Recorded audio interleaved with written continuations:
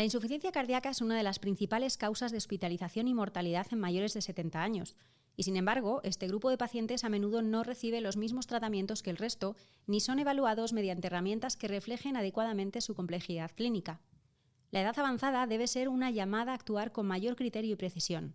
No se trata solo de edad, sino de contextos clínicos complejos donde la fragilidad, la multimorbilidad y el deterioro funcional o cognitivo son piezas clave que debemos integrar en la toma de decisiones. ¿Qué distingue la insuficiencia cardíaca en el paciente anciano? Repasamos su fisiopatología, su evaluación integral y los desafíos que plantea su tratamiento individualizado.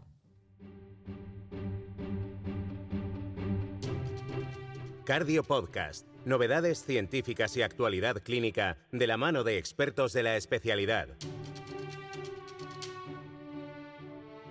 Suscríbete al canal Cardio Podcast y escúchanos en Google, Apple y Spotify. Estás escuchando Cardio Podcast, una actividad de la Sociedad Española de Cardiología coordinada por su grupo de jóvenes cardiólogos. Soy Alicia Ituarte, Jesús Nicolás en la realización y Pedro Caravaca, cardiólogo en el Hospital Clínic de Barcelona, modera el análisis de hoy. Muy buenas, Pedro. Gracias, Alicia. Hoy nos adentramos en una realidad cada vez más presente en nuestras consultas y hospitales, la insuficiencia cardíaca en el paciente anciano. Se trata de un fenómeno clínico cada vez más frecuente, impulsado por el envejecimiento de la población y con una enorme complejidad marcada tanto por su fisiopatología singular, así como por la interacción con dominios geriátricos específicos. En esta situación, muchas decisiones terapéuticas exigen un enfoque verdaderamente individualizado. Para profundizar en esta realidad y extraer las claves que nos ayudarán en nuestra práctica clínica, contamos con un panel multidisciplinar de expertos que nos ayudará a abordar esta complejidad con una mirada integral.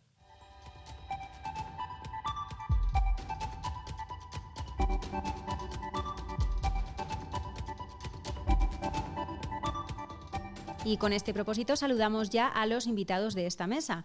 David Chivite Guillén, internista en el Servicio de Medicina Interna del Hospital Universitario de Bellvitge, Barcelona. Muy buenas, doctor. Hola, muy buenas.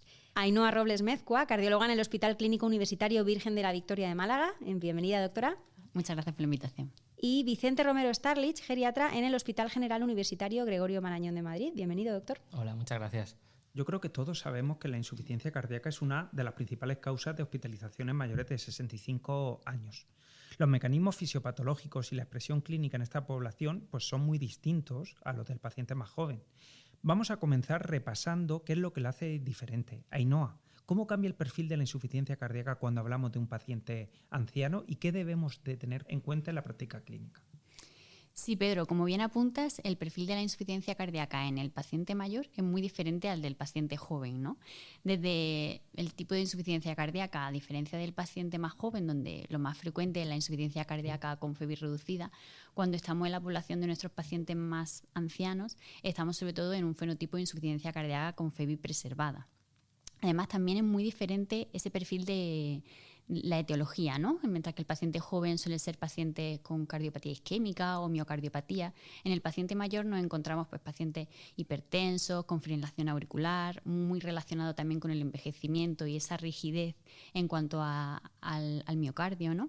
Luego también un punto que creo que es clave es la comorbilidad, ¿no? En el paciente joven, pues no hay comorbilidades o son menos frecuentes, mientras que el paciente mayor casi que muchas veces es mayor la importancia de todas esas comorbilidades y la insuficiencia cardíaca no es solo la patología única, ¿no? Son pacientes con hipertensión, fibrilación auricular, enfermedad renal crónica, EPOC, fragilidad, como hablaremos. Luego también, muy importante en cuanto al diagnóstico, creo que también en la clínica, ¿no? La forma de presentación. El paciente joven viene y cuenta disnea, cuenta ortopnea, mientras que el paciente mayor tiene esa clínica un poco más atípica, ¿no? Pues cuentan muchas veces fatiga, anorexia, muchas veces incluso puede debutar como un delirium o confusión. Y luego también creo que es muy importante la forma en la que manejamos o tratamos a estos pacientes, ¿no? Mientras que el paciente joven intentamos ir a por todas, todo el tratamiento, intentar la recuperación incluso, pues el paciente más mayor quizá tiene peor tolerancia a este tratamiento, tenemos que estar más atentos a otras cosas y quizá los objetivos no son los mismos, ¿no? Y creo que también una parte clave que ya todos nos estamos dando cuenta, más del 50% de los pacientes hospitalizados por insuficiencia cardíaca tienen ya más de 75 años, incluso más, ¿no? Ya es la norma ese paciente mayor. que además, pues bueno, sabemos que aparte de todo esto que hemos comentado de la clínica o el espectro diferente, pues también tienen un peor pronóstico y un manejo más complicado. Tal y como lo cuentas, parece una entidad, ¿no?, totalmente diferente. Es un espectro, ¿no?, en donde hay una constelación de síntomas que pueden variar incluso de un paciente a otro. Y qué decir en el paciente más joven en cuanto al diagnóstico, los retos, las comorbilidades. Sin duda, ¿no?, lo que decíamos, el envejecimiento a nivel cardiovascular predispone al paciente a que haya unos cambios estructurales y funcionales que predisponen a la aparición de insuficiencia cardíaca. ¿Cuáles son esos mecanismos fisiopatológicos que explican esa mayor vulnerabilidad a que el paciente mayor presente insuficiencia cardíaca? ¿Qué nos puedes decir, Vicente? Sí, la verdad es que el paciente mayor es un auténtico reto, ¿no?, en cuanto a la propia fisiopatología de la enfermedad, y es un tanto distinta a la paciente más joven por todo lo que ha comentado antes Ainhoa, ¿no?, por su expresividad clínica, pero lo que subyace, ¿no?, de todos esos mecanismos también son un tanto distintos, ¿no? Y hay muchos, pero fundamentalmente yo destacaría la mayor carga proinflamatoria o inflamatoria que tiene el paciente mayor, a lo que se une un mayor grado de estrés oxidativo, unido a una mayor disfunción del sistema inmune, que a su vez potencia que haya una mayor carga proinflamatoria y un mayor estrés oxidativo, y unido a que de base subyacente a todos esos mecanismos en el paciente mayor, digamos que la tasa de renovación de los cardiomiocitos está también bastante más disminuida por, entre otras cosas, su capacidad más limitada de regeneración cardíaca, ¿no? Eso hace que a todos esos mecanismos que hemos comentado anteriormente, pues la prevalencia, ¿no?, la vulnerabilidad del paciente mayor a todas las enfermedades cardiovasculares, de una forma especial la insuficiencia cardíaca, pues sea mayor, ¿no? Y yo destacaría fundamentalmente la mayor carga proinflamatoria. Sabemos que como respuesta a todos los fenómenos, a todos los cambios celulares, moleculares, de transducción de señales, ¿no?, bioquímicas, pues las células responden con un aumento del estrés, de la carga inflamatoria como protección, ¿no?, debido a todo ese acúmulo de comorbilidad. Sobre todo hay una liberación, como se ha visto en múltiples estudios, del factor de necrosis tumoral alfa, de la interleuquina 6, que se ha visto que son las más dañinas, especialmente en los pacientes con un espectro de FeB preservada, especialmente mujeres, que es lo más frecuente, y son muy cardiotóxicas estas citoquinas proinflamatorias, porque van a afectar directamente a la contractilidad, a fenómenos de remodelación cardíaca y de hipertrofia del ventrículo izquierdo, lo cual contribuye a esa mayor rigidez y esas características ya de base del paciente mayor con insuficiencia cardíaca, ¿no?, entre otros. Y luego destacar también los factores hormonales que a veces se nos pasan de largo en el paciente mayor. Ya sabemos que en las mujeres, en la que es más frecuente la insuficiencia cardíaca con espectro de FeB preservada, tiene una carga reducida de estrógenos. Los estrógenos están muy disminuidos con respecto a la mujer más joven, y los estrógenos, recordemos que tienen un factor protector beneficioso de forma global en el sistema cardiovascular, con lo cual lo que hace esa disminución de esa carga estrogénica es fundamentalmente activar más el eje renina-angiotensina-aldosterona, producir más carga proinflamatoria, una menor liberación de óxido nítrico, y eso se traduce en mayor disfunción endotelial y mayor carga de enfermedad microvascular, que es lo que caracteriza especialmente a los pacientes más mayores, mujeres, en este caso con insuficiencia cardíaca. Y en modo similar también ocurre en el paciente mayor varón, en el que, bueno, es verdad que es menos frecuente, pero también la disminución en los niveles de testosterona pues también activa fenómenos un tanto similares que conducen a una mayor disfunción endotelial y a su vez también una disfunción metabólica en este caso, ¿no? Es decir, que a diferencia del joven, ¿no?, adquiere un rol más relevante, ¿no?, el proceso inflamatorio crónico y ese daño que hace en el sistema cardiovascular y que al final le hace vulnerable, al igual, ¿no?, que esos cambios hormonales que dices. Por último, me gustaría hablar un poco del pronóstico, porque es obvio y todos lo sabemos que la insuficiencia cardíaca tiende a empeorar con la edad, pero yo creo que no debe evaluarse únicamente en función de la edad cronológica, sino que debemos incorporar factores como la fragilidad, la multimorbilidad o el deterioro funcional, que yo creo que tienen un peso incluso mayor en la evaluación clínica del paciente. David, ¿cómo varía el pronóstico en los pacientes mayores con insuficiencia cardíaca? ¿Influye más la edad o la fragilidad? ¿O cómo se llega? Sí, ciertamente el tema del pronóstico en el paciente anciano viene definido por elementos que no suelen ser tan comunes en gente joven. La edad sí que es un factor pronóstico y evidentemente a edad muy avanzada el pronóstico empeora, pero hay elementos que escapan a los factores pronósticos clásicos, como pueden ser la fracción de eyección, el tipo de cardiopatía, el tiempo de evolución de la enfermedad, que son muy característicos en población mayor. El primero de ellos es la comorbilidad. Como comentabais, en el paciente anciano son muy comunes las patologías comórbidas y hay una de ellas, la nefropatía crónica, la insuficiencia renal, que tiene un peso altísimo en cuanto al riesgo de mortalidad, que puede incrementar hasta un 40 o un 50% ese riesgo. La anemia es otro factor conocido. La comorbilidad agregada incluso, el índice de Charlson, del que hablaremos luego con las escalas, ha demostrado ser un factor predictivo de mortalidad que con índices de Charlson superiores a 2 ya aumenta casi un 50%, pero con índices superiores a 4 puede llegar a ser de un 300 o un 400% superior este riesgo. Y además estamos hablando de población anciana que en el último registro que hay de atención en urgencias global en España nos indica que son gente que en el 60% tienen algún tipo de discapacidad, que en un 20% tienen demencia, que en un 15% tienen depresión, caídas y otros síndromes geriátricos.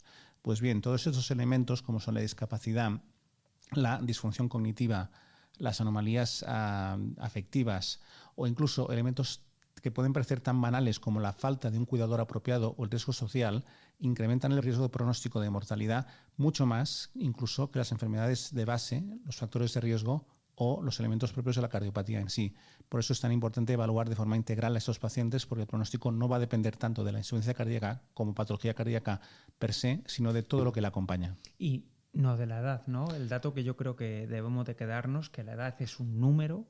Es verdad que ayuda en grandes bases poblacionales a explicar tendencias en grandes masas, pero a explicar el comportamiento de cada individuo, pues apuntas un montonazo de variables que nos pueden ayudar a saber cómo discriminar el riesgo y sobre todo no tomar decisiones por el número del DNI. Exactamente.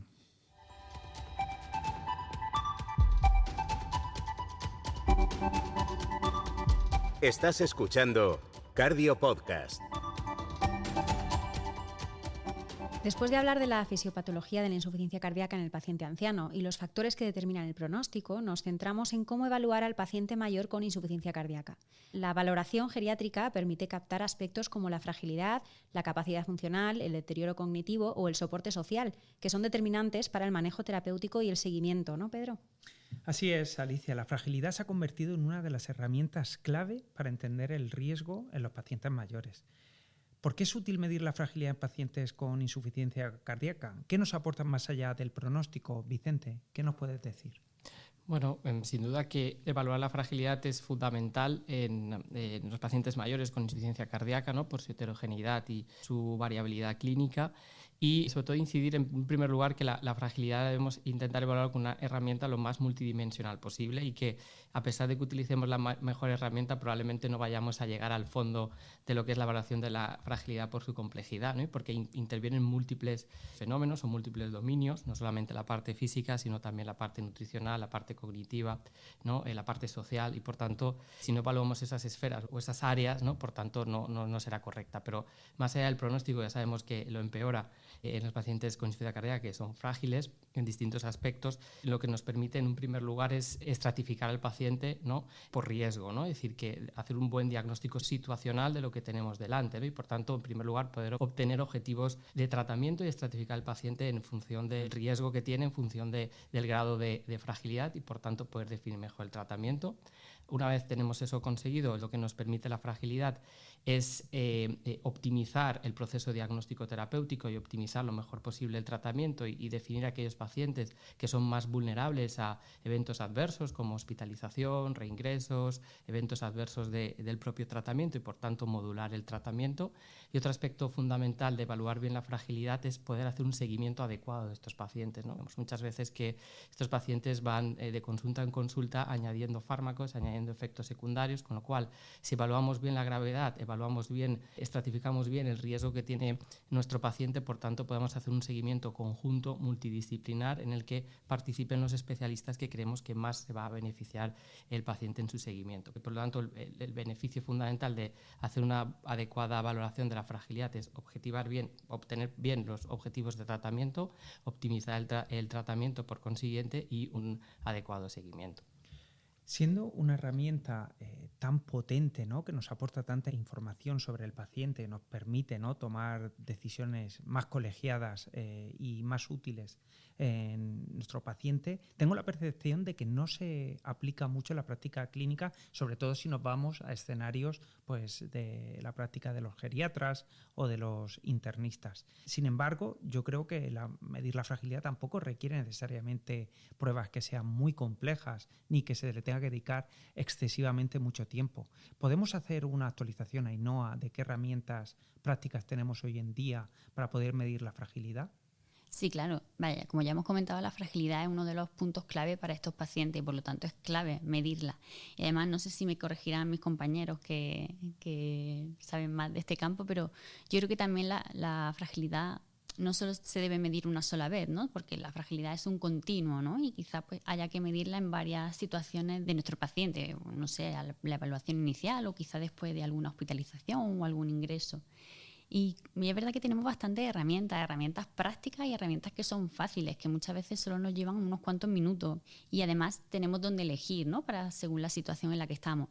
Yo creo que una de las más sencillas y que sí que deberíamos de conocer todo y aplicar todo es el cuestionario Frail, ¿no?, donde son 5 preguntas muy simples que van dirigidas a ver el paciente cómo anda de fatiga, de resistencia, de deambulación, de comorbilidades o enfermedades añadidas y de pérdida de peso, ¿no? Y ya con eso, pues bueno, podemos hacer un screening, digamos, inicial de la fragilidad. Un cuestionario que, bueno, es subjetivo, pero sabemos que se relaciona con los eventos de los pacientes y sobre todo que es muy fácil y muy rápido de realizar. Luego, pues bueno, tenemos ya otra herramienta un poco más específica, como puede ser el fenotipo de fragilidad de Fried, que define como la fragilidad como un síndrome clínico, ¿no? También con 5 características muy parecidas al cuestionario de Fried, también en cuanto a disminución de peso, agotamiento, fatiga, baja actividad física, lentitud al caminar o debilidad muscular, que es verdad que sí que necesitamos una herramienta para medirla, ¿no? Es una herramienta mucho más objetiva y robusta, está validada en estudios longitudinales y es muy útil en pacientes mayores con insuficiencia cardíaca y FEI preservada. Y bueno, como contrapunto a este fenotipo de fragilidad de Fried, pues bueno, sí es verdad que requiere más tiempo, ¿no? Y quizá pues en una consulta o cuando tenemos poco tiempo es menos útil, ¿no? Pero es verdad que es bastante importante en nuestros pacientes. Lo que sí, que por ejemplo este fenotipo de fragilidad de Fried no tiene en cuenta, como hemos hablado, lo importante que es la comorbilidad o otras áreas como por ejemplo el área cognitiva, ¿no?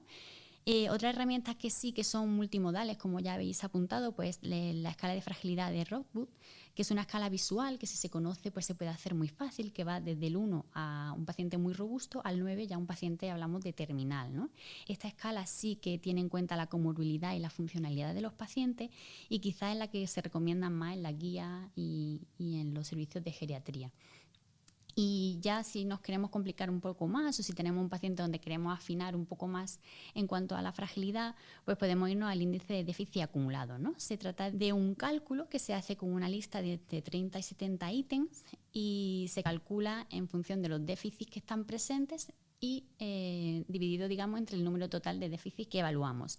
Es un índice cuantitativo y continuo, con lo cual es muy preciso, es muy buen predictor de mortalidad y de eventos y se puede usar en cualquier entorno. Es verdad que, bueno, pues es un poco más complicado de realizar, sí que requiere un poco más de tiempo y muchas veces algunos ítems pues necesita una valoración geriátrica integral. Pero bueno, yo creo que un poco la idea, ¿no?, es que todos debemos de tener presente la fragilidad, todos tenemos que evaluarla y por lo menos hacer un screening inicial y luego ya pues intentar usar herramientas más específicas. La verdad, Ainhoa, que ha mostrado, ¿no?, multitud de herramientas que tenemos. Con unas te enfocas más en un aspecto y eso con la consecuente pues, parte negativa que pueda tener. En otras te enfocas en otro. Ahora os voy a pedir, Vicente y David, que os posicionéis. ¿Qué es lo que utilizáis vosotros en vuestra práctica clínica, digamos, vuestra favorita o la que vosotros, en vuestra visión como expertos, creéis que es la que mejor valora al paciente? Diría que, resultando pragmático, el cuestionario Frail de 5 ítems es simple, muy rápido de efectuar y además está bien validado. Si uno desea hacer una evaluación más intensiva, posiblemente los déficits acumulados es el que sea más apropiado, aunque tiene este elemento de confusión de que incorpora elementos tanto de función como de comorbilidad, como datos propios de la cardiopatía. Y eso a veces es una mezcla que es un poco difícil de deshacer. pero seguramente se queda una información más detallada. Sí, bueno, de acuerdo. Yo creo que depende un poquito del paciente que tenemos delante, ¿no? Es porque si tenemos un paciente que es totalmente independiente para las actividades básicas de la vida diaria en la consulta, pues probablemente la mejor forma de medir la fragilidad será con una escala que mire la fragilidad desde un punto de vista de predependencia o de exclusivamente física, ¿no? En este caso.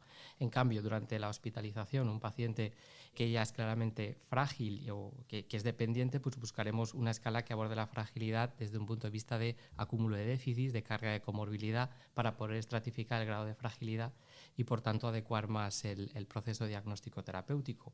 Y en pacientes que sean mixtos, ¿no? Que tengan características de las dos, pues una escala lo más multidimensional posible, ¿no? Por tanto, depende un poco del escenario clínico que tengamos. En pacientes hospitalizados, probablemente pues, los que vemos habitualmente, que ya son dependientes o que tienen dependencia en algunas de las actividades básicas de la vida diaria, pues el acúmulo de déficits pues probablemente sea la más adecuada en ese aspecto, y probablemente el cuestionario Frail o el fenotipo Frail de físico pues sea más adecuado en la consulta, ¿no? ¿Y qué opináis de aquellos que solamente utilizan la valoración o el aspecto visual? ¿Lo recomendáis? ¿Lo hacéis vosotros en alguna vez? Ser sinceros. ¿Lo hacemos? Sí. ¿Recomendable? No. Es muy tentador porque da una visión muy rápida, pero se va a quedar corta en cualquiera de los aspectos, y además yo vuelvo a incidir que la fragilidad es muy multidimensional. El paciente puede ser frágil exclusivamente porque no esté comiendo bien, y solucionando la parte nutricional podamos revertir esa fragilidad, ¿no? Por tanto, aparte de lo que nos dicen las escalas, hay que adecuar las escalas al contexto clínico del paciente que tenemos delante. La escala nos está dando un valor o un dato, pero no nos vale de nada si no lo integramos con el resto de la valoración geriátrica huir integral, de la ¿no? visión, ¿no? Y la valoración simplista, Exacto. aunque es difícil, ¿no? En la práctica clínica poder realizarlo. Por último, nos hemos focalizado ahora mucho en la fragilidad, pero es solo uno de los muchos factores que yo creo que influyen en el cuidado de nuestros pacientes ancianos. David, además de la fragilidad, ¿qué otros dominios debemos valorar sistemáticamente en un paciente mayor con insuficiencia cardíaca? Sí, ahora se ha comentado hace un momentito, ¿no?, que la fragilidad, en función del fenotipo, de la forma de evaluarla que tú elijas, puede incorporar elementos que son más de función puramente física, hasta elementos de comorbilidad y otros datos que forman parte de lo que una evaluación geriátrica integral puede detectar en un paciente anciano, siempre que tengas el tiempo necesario para poderlo llevar a cabo. Cuidado con esto, ¿vale? Los diferentes elementos que hay que llevar a cabo y que es recomendable hacer, porque cada uno de alguna forma disecciona los componentes que esta persona puede estar padeciendo y que se pueden abordar de una forma más individualizada, son la función física, que se puede evaluar con, digamos, instrumentos de tipo subjetivo como el índice de Bartel o el índice del Lawton-Brody para instrumentales, o se puede evaluar mediante test de ejecución, algunos tan simples como la fuerza de prensión, el time get up and go o la prueba de 6 minutos en la marcha. Luego está la función cognitiva, para la cual podemos utilizar un test de cribado como puede ser el cuestionario de Pfeiffer, hasta una evaluación más estructurada como puede ser el Mini-Mental o el MEC de Lobo. También es importante evaluar la función afectiva, que puede estar detrás de muchos síntomas del paciente y que, si no se detecta adecuadamente, te puede pasar por delante una depresión, con tests validados como, por ejemplo, el test de Jesabach. Esencial, como comentaba hace un momento Vicente, la evaluación nutricional. Un paciente malnutrido va a estar mucho más sintomático, y esto no se detecta simplemente preguntándole qué come, sino haciendo una evaluación estructurada mediante cuestionarios como el MNA o alguna fórmula básica como el CONUT o alguna cosa intermedia como los test GLIM. También es muy importante, y cada vez más tiene peso en la evaluación del paciente, es evaluar el estado de la sarcopenia y la caquexia, para las cuales hay datos objetivos evaluables de función muscular, de composición de masa corporal y también cuestionarios validados. Y, por último, pero no mucho menos importante, una evaluación muy relevante es la de la situación social, socioeconómica, el nivel de instrucción y, en los tiempos que corren, la competencia digital, que esto a veces puede influir mucho en la capacidad del paciente para recibir instrucciones o llevar a cabo medidas de autocuidado. Como veis, hace falta un ratito. Bueno, pues para terminar vamos a comentar precisamente el tratamiento farmacológico en el paciente mayor con insuficiencia cardíaca, que presenta retos específicos. La evidencia es escasa en pacientes frágiles, polimedicados o con comorbilidades avanzadas, y aún así muchos tratamientos son eficaces y seguros si se individualizan correctamente, como estabas indicando, David. La verdad que ahora nos vamos a adentrar en una laguna muy importante en el manejo del paciente anciano, ¿no? Las guías de práctica clínica son muy claras, pero están basadas en ensayos que de forma sistemática incluyen a los pacientes más jóvenes. Huyen, ¿no?, en muchos casos del paciente anciano.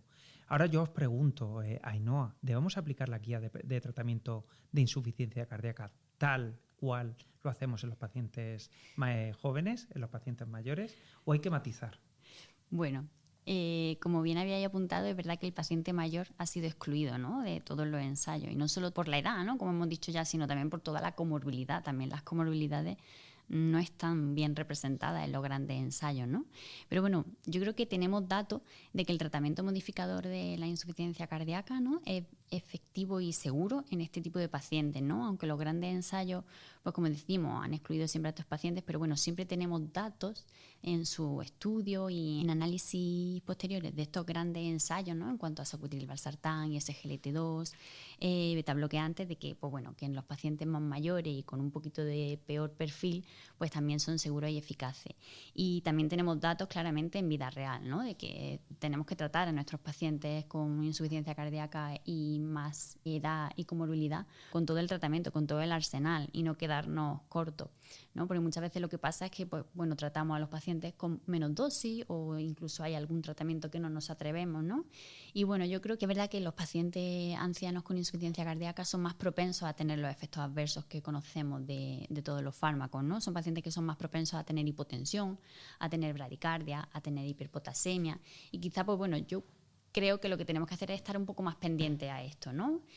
Y quizá pues ir un poco más lento, también depende un poco de la situación, ¿no? Como ya hemos hablado, los pacientes, su fragilidad o su estado pues es un continuo, ¿no? Y quizá pues tenemos que estar un poco pendientes también al momento en el que hacemos la evaluación y el tratamiento. No sé qué opinan mis compañeros al respecto. Yo me gustaría preguntaros a David y también a Vicente, ¿cuál es vuestro fármaco favorito, ¿no?, para comenzar en el paciente anciano, basado en vuestra experiencia? ¿Cuál es el que vosotros tenéis la percepción de que toleran mejor y es más fácil introducir?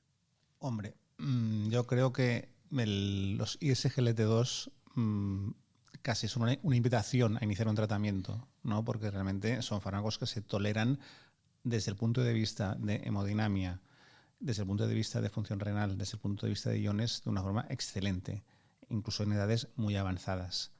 El resto suelen dar algo más de problema, como ahora comentaremos, ¿no? Pero a la hora de elegir, sobre todo porque sabes que lo vas a dar a un paciente que lo va a tolerar bien, que raramente va a tener un efecto secundario grave y que le estás proporcionando un fármaco con un beneficio en cuanto a morbilidad importante, incluso en edades relativamente avanzadas. Sí, yo estoy de acuerdo también. La verdad que probablemente mi preferido sea algún ISGLT2, ¿no? Porque, por una parte, porque sabemos que la eficacia está más que demostrada en todo el espectro de FEBI, por lo tanto se va a beneficiar, y si modulamos bien la polifarmacia, probablemente lo pueda tolerar de forma adecuada y es seguro. Avanzando, vamos a hablar de un aspecto que yo creo que también es muy relevante. Hay veces que a lo mejor el paciente no se beneficia, ¿no?, de utilizar un tratamiento intensivo. ¿En qué escenarios clínicos hay que ser precavido, ¿no?, y no buscar una intención de titular todos los fármacos en el paciente con insuficiencia cardíaca? ¿Qué nos puedes apuntar, David? Sí, esto es relevante porque, si recordáis, antes os comentaba que el último registro de urgencias que hay publicado en España, el paciente, la edad promedio son 85 años, con alta comorbilidad, discapacidad muy prevalente, de deterioro cognitivo prevalente y una expectativa vital corta. Esto va incluso algo más allá de las evaluaciones post-hoc de los ensayos clínicos o incluso algunos registros en cuanto a la efectividad de los fármacos en paciente anciano. Son pacientes meta-ancianos, para entendernos, ¿no? Y en estos casos a veces te preguntas si intentar forzar la introducción de un fármaco cuando sabes que está generando problemas de tolerancia, por lo que comentaba Ainhoa, hipotensión que no hay forma de vencer, disfunción renal que aparece y reaparece por mucho que lo intentes, o incluso cuando piensas si este paciente discapacitado con deterioro cognitivo que está encamado y que está en una situación de congestión refractaria, la introducción de algunos de estos fármacos realmente va a aportarle algo más que problemas o necesidades de controles clínicos, analíticas, idas a urgencias. Y entonces te haces el planteo de si quizá puedes utilizar medicamentos con un perfil de seguridad quizá mejor, vasodilatadores que no sean de renin-angiotensina, por ejemplo, diuréticos combinados, que permitan controlar los síntomas, pero sin tener una expectativa de modificar el transcurso de la enfermedad, porque sabes que estás dando a un paciente con una expectativa vital corta. Y es así, uno lo intenta y lo desea, ¿no? Nosotros como internistas o geriatras intentamos siempre proporcionar al paciente el mejor tratamiento, pero en alguna ocasión el mejor tratamiento es intentar ser precavido y no forzar. Exacto, ¿no? Muchas veces es aplicar el sentido común, es muy fácil poner medicación, a veces nos cuesta más no ponerlo, pero en algunos casos es lo mejor para nuestro paciente. Y Vicente, hablando de esta polifarmacia que ya introducía David, puede convertirse, ¿no?, en un problema más que en una solución. ¿Qué abordaje práctico propones cuando detectamos un paciente frágil con insuficiencia cardíaca que no tolera bien la polifarmacia? Sí, sin duda es un gran problema. La gran mayoría, prácticamente el 100% de los pacientes mayores con insuficiencia cardíaca tiene una polifarmacia, si la entendemos como una toma simultánea de más de 5 o más fármacos, ¿no? Y sabemos y tenemos ahora evidencia de que el paciente mayor con insuficiencia cardíaca y con polifarmacia tiene más riesgo de eventos adversos, de interacciones farmacológicas, de prescripciones potencialmente inapropiadas, hospitalizaciones y al fin y al cabo pues de deterioro de su calidad de vida, ¿no? Por tanto, un abordaje práctico y muy sencillo cuando nos enfrentamos a estos pacientes, siguiendo algunos pasos básicos. En un primer momento hay que hablar con el paciente, hay que hablar con la familia para definir los objetivos de tratamiento del paciente que tenemos delante. Si hemos evaluado previamente bien su fragilidad y hemos hecho un abordaje lo más multidimensional posible. ¿Queremos un tratamiento sintomático o queremos un tratamiento de supervivencia pronóstico, ¿no? Y eso el paciente también se tiene que implicar en esas decisiones, ¿no? Si es posible y si es competente. Una vez tenemos eso claro, el segundo paso sin duda es el de poder revisar de forma exhaustiva fármaco por fármaco la indicación de ese fármaco y ya hacernos una idea de lo que tenemos delante y donde podemos incidir de forma más activa. Y el tercer paso es hacer una deprescripción progresiva. Un primer paso es retirar todos aquellos fármacos que sean potencialmente dañinos o en un futuro próximo que ya le estén provocando un daño en el paciente para evitar efectos secundarios y efectos adversos. En un segundo paso, retirar esos fármacos que no tengan un sustento de evidencia científica de beneficio probado, y eso nos va a permitir adelgazar esa lista de polifarmacia y aumentar la adherencia terapéutica del paciente. Y en un tercer lugar, pues retirar fármacos que puedan interferir en su calidad de vida. El siguiente paso es optimizar ese tratamiento, es decir, probablemente habremos retirado fármacos, pero nos habremos dado cuenta que hay fármacos que sí que podemos introducir y que sí que se va a beneficiar ese paciente. Por lo tanto, hacer una optimización de qué fármacos pueden estar indicados añadir, optimizar las dosis de esos fármacos que ya se ha comentado anteriormente, ajustadas a peso, función renal y otras características que no se incluyan en ficha técnica, pero que nosotros hayamos detectado en la valoración geriátrica que conviene modular a la baja ese fármaco. Y ajustar también los horarios, es muy importante para aumentar la adherencia terapéutica. Y el siguiente paso, y probablemente de los más importantes, es hacer un seguimiento adecuado de ese paciente en virtud de los especialistas en los que más se vaya a beneficiar el paciente. Es decir, hacer un seguimiento conjunto, probablemente pues, geriatría, cardiología, atención primaria, un poco en función de sus características clínicas. Y ese seguimiento nos tiene que servir para monitorizar efectos secundarios y para reevaluar al paciente. Como se ha dicho anteriormente también, el paciente anciano es muy cambiante, es muy heterogéneo, es muy dinámico, y lo que hemos visto en una consulta hace un mes, a los 2 meses probablemente haya cambiado radicalmente porque ya se haya caído, haya tenido un ingreso, lo que haya sido, ¿no? Y por tanto hay que redefinir los objetivos de tratamiento. A lo mejor hemos pasado de unos objetivos de tratamiento pronóstico o de supervivencia a unos objetivos de tratamiento puramente sintomático, ¿no? Sí, completamente de acuerdo con lo que decía Vicente. Sobre todo apuntar, ¿no?, como se ha comentado, que cuando tú has hecho la evaluación geriátrica, has intentado mejorar la situación funcional, cognitiva, nutricional, has intentado mejorar la situación de sarcopenia y caquexia, y ves que el paciente ya no puedes hacer más en ese sentido desde un abordaje multidisciplinar como internista geriatra, ahí es cuando quizá te planteas, si este paciente discapacitado, demenciado, caquéctico, sarcopénico, voy a forzar un fármaco que puede dar problemas con una expectativa de mejoría de la supervivencia prácticamente despreciable, aunque sea muy bueno para la cardiopatía, es cuando te planteas quizá que no vale la pena forzar. Pues no tenemos tiempo para más por hoy. Doctores, muchísimas gracias a los 3 por haber compartido vuestra experiencia en el cuidado del paciente anciano con insuficiencia cardíaca desde estas 3 disciplinas: medicina interna, geriatría, cardiología. Nos ha faltado atención primaria, pero ya esta mesa Cardio Podcast no nos da para más. Será en otro episodio. Muchísimas gracias a los 3. Gracias a vosotros. Muchas gracias.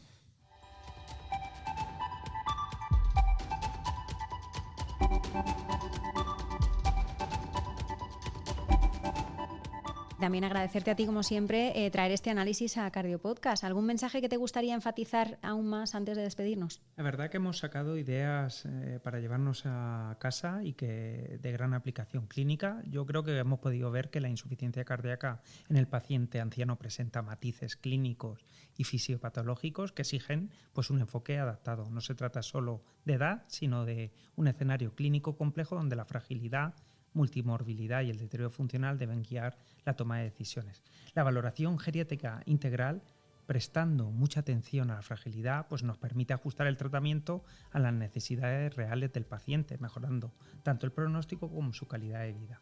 Aunque los tratamientos siguen siendo eficaces en esta población, muchas veces su aplicación debe individualizarse. En algunos casos, la prioridad pues no será modificar la historia natural de la enfermedad, sino controlar los síntomas y mantener su funcionalidad. Pues así terminamos, Pedro. Hasta el próximo análisis. Aquí termina el episodio de hoy, que podéis encontrar, como siempre, junto al resto de programas en nuestra playlist en Spotify, en YouTube y en Apple Podcast, y con la bibliografía recomendada en secardiología.es. En 2 semanas volvemos con un nuevo tema. Hasta el próximo episodio. Cardio Podcast, un programa de la SEC coordinado por su grupo de jóvenes cardiólogos.